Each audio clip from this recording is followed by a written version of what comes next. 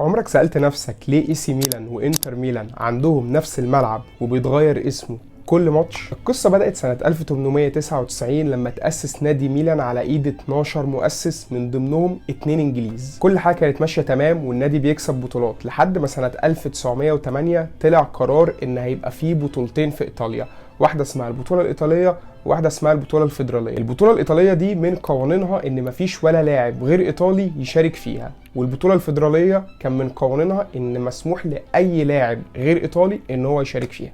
رئيس ميلان ساعتها قرر إن هو يشارك في البطولة الإيطالية بس، وده قرار ما عجبش بقية الرؤساء وبقية المؤسسين اللي قرروا الانفصال فورا ويأسسوا نادي جديد اسمه انترناسيونالي. وطبعا واضح من الاسم ان هو اسم يدل على ان هم بيرحبوا باي لاعب من اي جنسية طالما هيفيد النادي.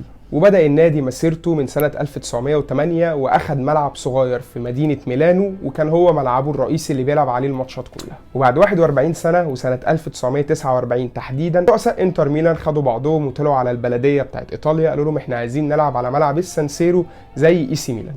والبلديه وافقت على الطلب دوت، وبقى ملعب السانسيرو منقسم ما بين انتر ميلان واي سي ميلان. القرار ده وقتها عمل غضب كبير جدا لجماهير اي سي ميلان في ايطاليا. المهم بقى ان سنه 1979 البلديه قررت ان هي تسمي ملعب السانسيرو جوزيبي ميتزا على اسم اسطوره ايطاليا اللي لعب في نادي اي سي ميلان وانتر ميلان. طبعا جمهور انتر فرح جدا ووافقوا على طول، اما جمهور اي سي ميلان ورؤسائه وقتها ما وافقوش على القرار ده نهائي. هتقولي ليه؟ طب ما جوزيبي ميتزا لعب هنا ولعب هنا.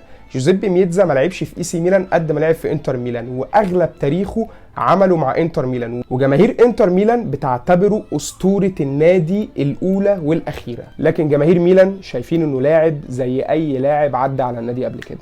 وبعد خلافات ومناوشات البلديه قررت ان لما اي سي ميلان يلعب على الاستاد هيبقى اسمه السانسيرو وهتلاقي الوانه اسود في احمر، ولما انتر ميلان هيلعب على الاستاد هيبقى اسمه جوزيبي ميتزا والوانه هتبقى ازرق في اسود. يعني من الاخر لو رحت حضرت ماتش النهارده لاي سي ميلان على ارضه في ايطاليا هتلاقي الاستاد اسمه السانسيرو. لو رحت بكره تحضر ماتش الانتر ميلان على ارضه في ايطاليا هتلاقي نفس الاستاد اللي انت كنت فيه امبارح واسمه السانسيرو بقى اسمه جوزيبي ميتزا. المفاجأة بالنسبة لي إن رغم العداوة التاريخية اللي ما بين الناديين وما بين جماهير الفرقتين، إلا إن في 2021 الناديين وقعوا على اتفاقية بناء استاد جديد الفريقين يتشاركوا فيه زي ما كانوا بيعملوا بالظبط، وهيتم هدم استاد السانسيرو أو جوزيبي ميتزا اللي اتعمل فيه تاريخ أعرق فرقتين في إيطاليا. وطبعا ما تنساش دي كانت دقيقة بس القصة لسه ما خلصتش.